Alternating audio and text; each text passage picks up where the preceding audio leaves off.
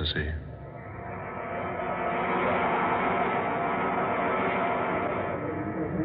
Men call me mad.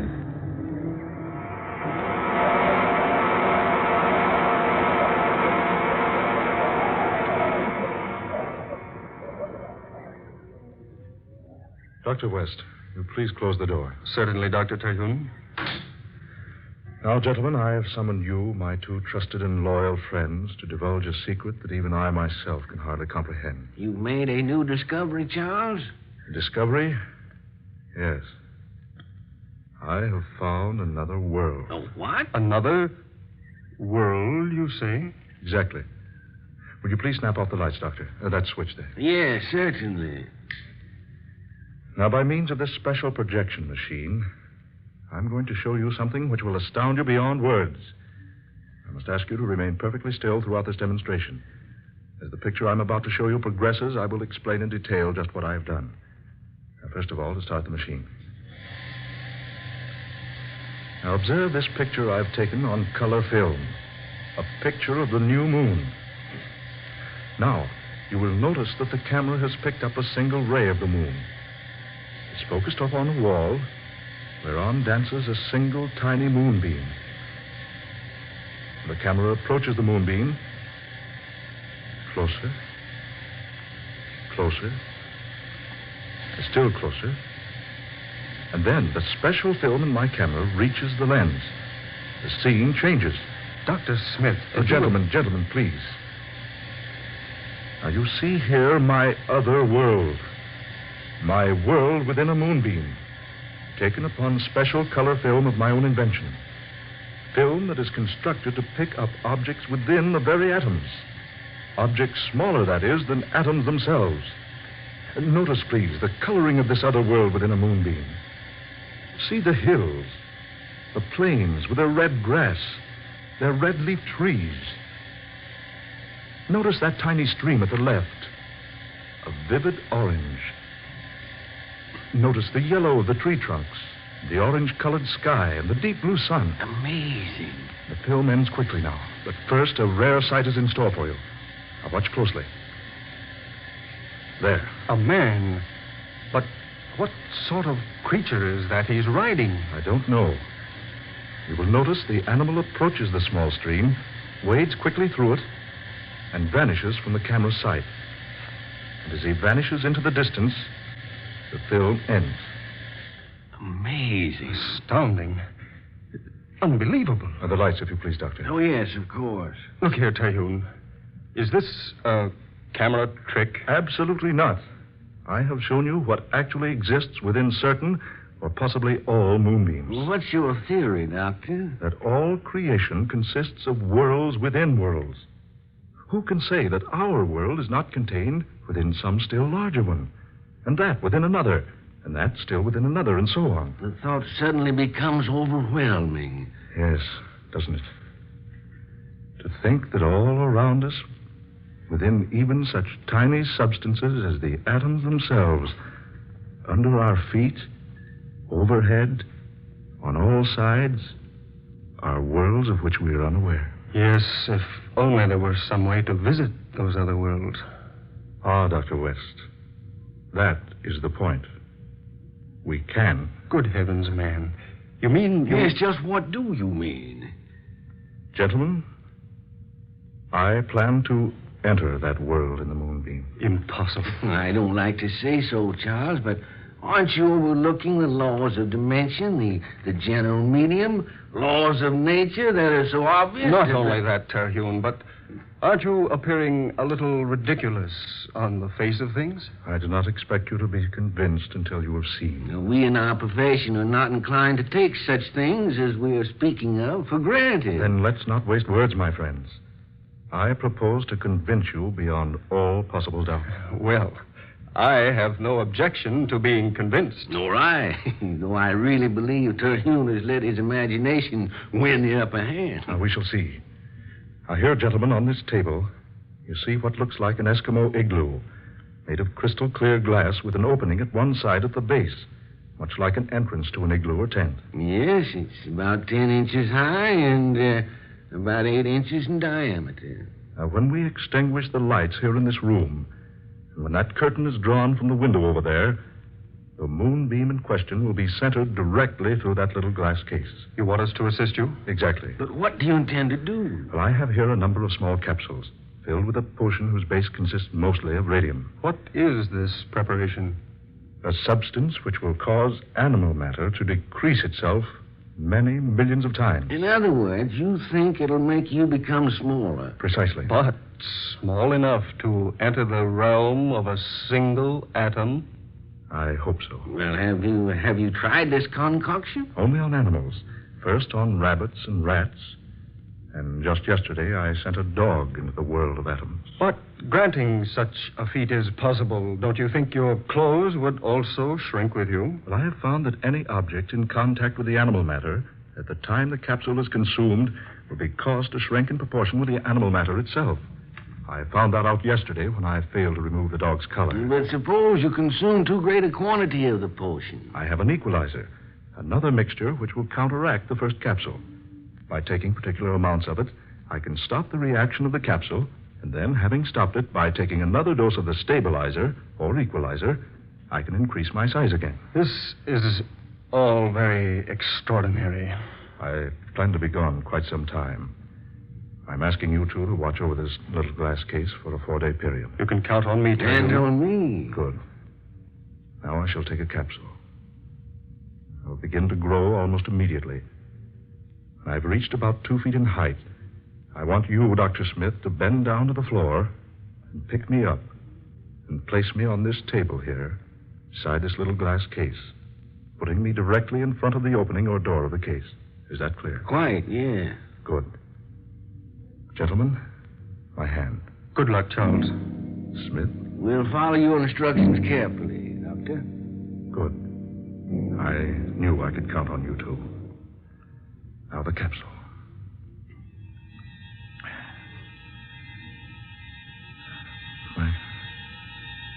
My head is whirring. My ears are ringing. Eyes are growing dim. I have a sensation of emptiness in the pit of my stomach. Do you notice any change in my appearance? Good heavens. He's lost a foot in height. Why, you're growing smaller, Terhune. You are, man. You're actually growing smaller. He's 2 feet smaller now. I hope I regain my eyesight before I become too small. Are my clothes diminishing too? Yes, quite. I cannot describe my sensations. I feel a strange weakness. My senses seem to be deserting me. I find it rather difficult to talk. Look, he's just about 2 feet high now, Wes. Do as he told you, Doctor. Pick him up now. Place him on the table. Yes, just so. Careful now. There. Here. Put him closer to that door so he'll have no trouble finding it. Watch your arm, Doctor. Don't cut off the moonbeam. There. That's good. Say he's only about 6 inches high now. There he goes. Into the glass case. See? The moonbeam is completely covering him. He's so tiny now you can hardly see him. The size of a small ant. He's faded into the light of the beam now. I wonder what he'll discover in there. I wonder what he'll discover.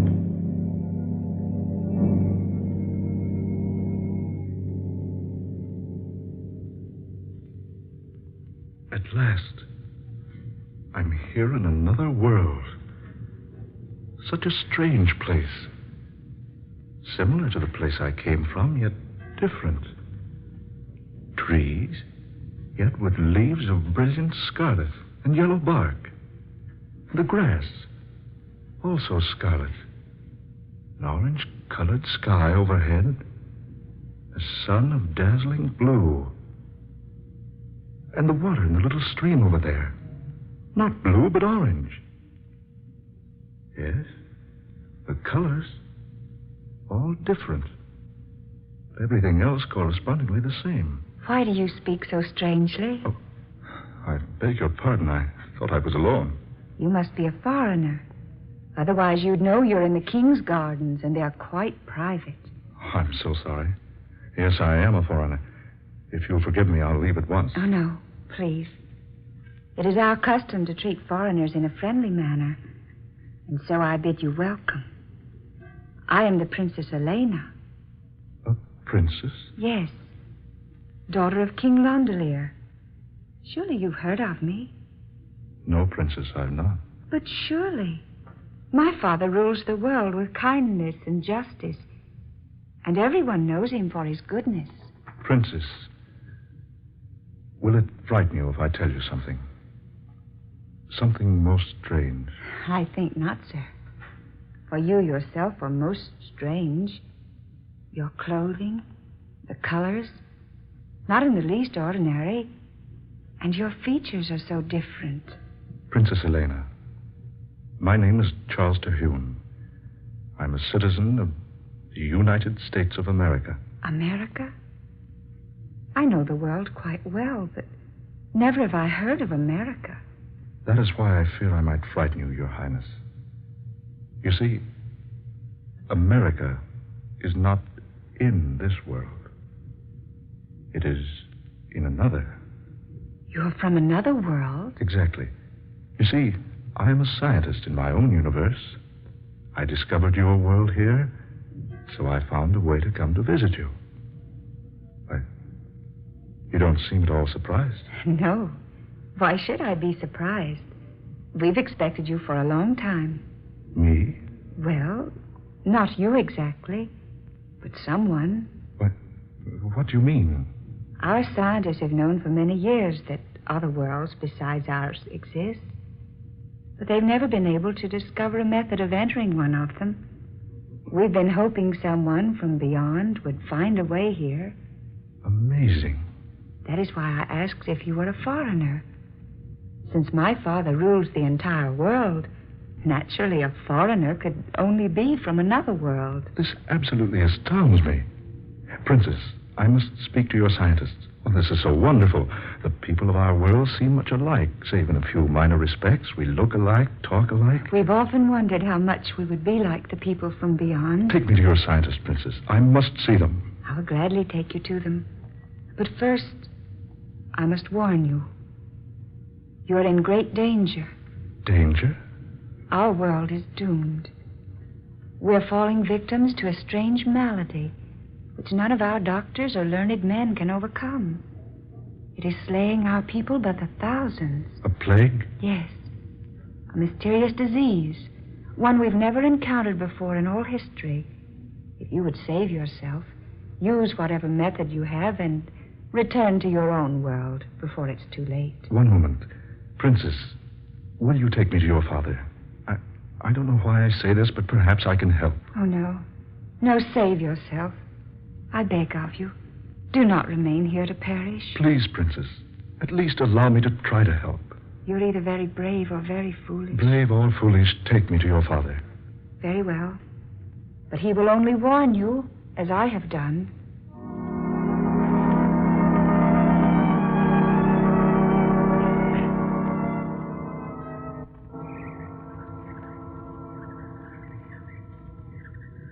That, Your Majesty, is how I found your world and the way to enter it.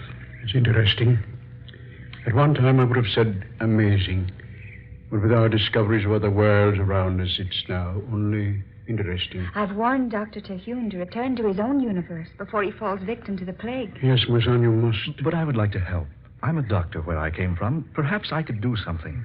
I fear it is useless. Our most brilliant physicians are powerless to even make a diagnosis, much less a cure. But I have a knowledge from another world, Your Majesty. That's true, Father. He found a way of reaching us, while we here have been unable to reach the other places beyond. Yes, daughter. You reason wisely. Please, Your Majesty, permit me to see some of the victims. I can't return home until I've at least made an attempt to help you. Very well. As you wish. Come with me. My son lies dying in a room above. I will permit you to examine him.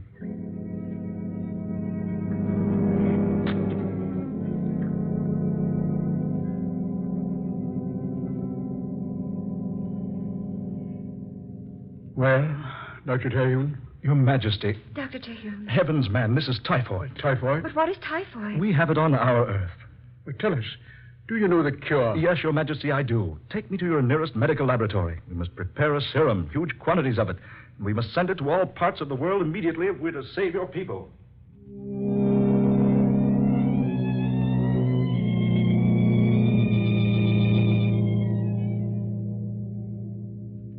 Daughter, these reports from all parts of the universe, the deaths grow fewer and fewer each day. It's a miracle, Father.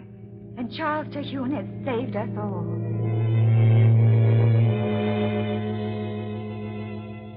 There have been no typhoid deaths now for 3 days. I know. Our fight has been won. The people are clamoring for you, Dr. Terhune. They almost consider you a god. I am no god, Princess. Merely a man with a little knowledge. But you came to us like a miracle man, in time to work the greatest wonder of all history. I'm happy that my journey here has been for a purpose. Anything you ever wish in the world will be yours. I know, Elena. There is so little I want. And yet, so much. Will you remain here with us? Forever? I cannot, Princess. You called me Elena a moment ago. I cannot, Elena. I must return to tell my people what I've discovered. Oh, but if you go now... Yes, Elena? Oh, why must we always be governed by rules of propriety? Elena, if you're thinking what I hope you are... Charles? Elena, my darling. Is it wrong to say I love you? Charles, is it wrong for stars to shine? Or for flowers to bloom? Oh, my darling princess. Charles. I love you, Elena. And I love you. Please, don't leave me, my darling. Just for a little while. I will return to you, Elena. I promise. Then I will wait for you, beloved. And when you return, nothing in this world or any other will ever take us apart.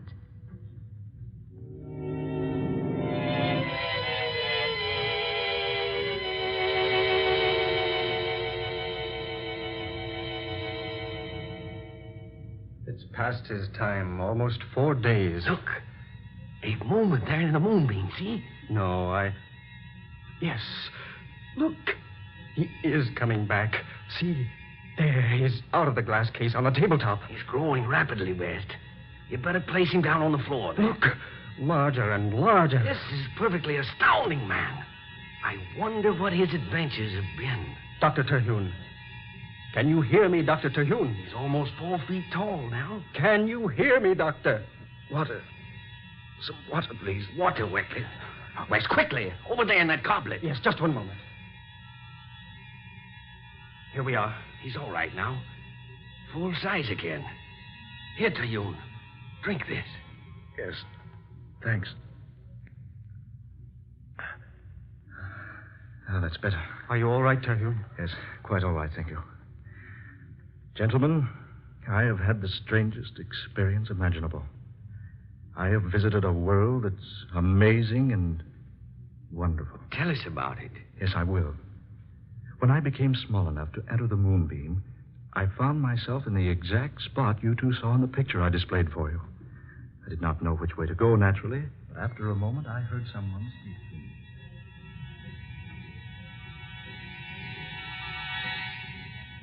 And that, my friends, is precisely what happened to me. And you say those people knew all about the existence of other worlds, but were not familiar with such a disease as typhoid. Exactly. You must have been somewhat of a hero to him. Yes, somewhat. You know, if I hadn't seen this demonstration with my own eyes, I'd never have believed it.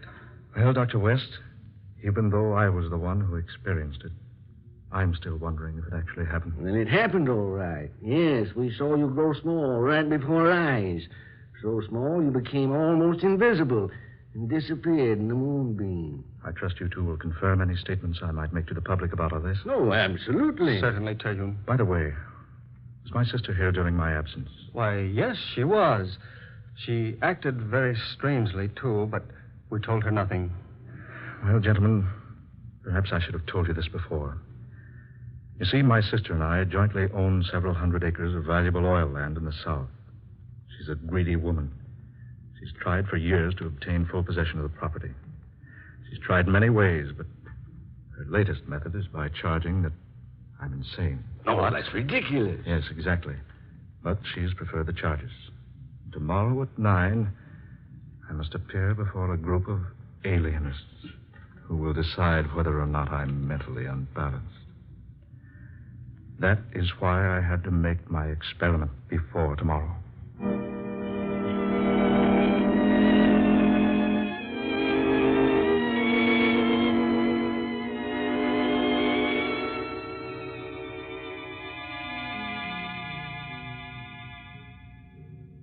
Dr. Terhune, you've been carefully examined by this impartial and experienced board of alienists at the request of your sister. It's our decision that you must submit yourself to a series of treatments at whatever sanitarium your sister might choose. No, stop. This has all been so irregular, so unfair. You think I'm mad. Well, the story I've told you is true. I can prove everything I've said. Please, Dr. Terhune. My two friends, Dr. West and Dr. Smith. Ask them. Why haven't you let them testify for me? They saw it.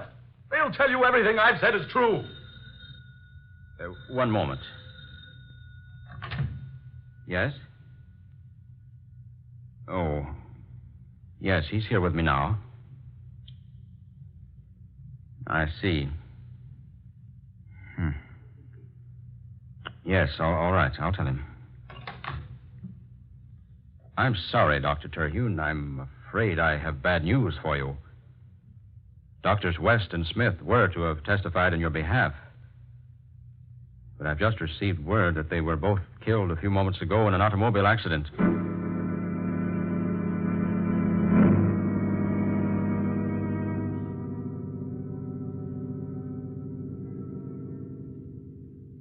And that was the verdict.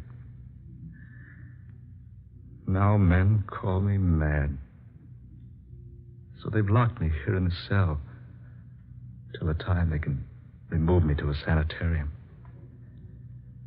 Any moment now they'll come for me, whisk me off through the night. My discovery will never be proved. People will laugh for a while, speak of the mad Dr. Terhune. And then they will forget. And for me, no escape. Charles, my darling. Elena. No escape. No escape. Oh, what a stupid fool I am. The moonbeam, of course. The moonbeam.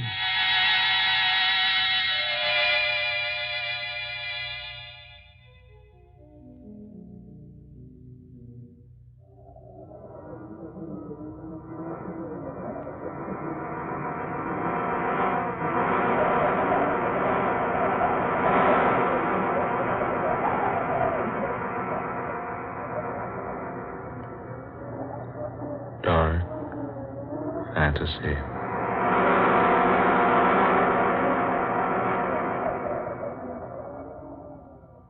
Men Call Me Mad, an original tale of dark fantasy by Scott Bishop.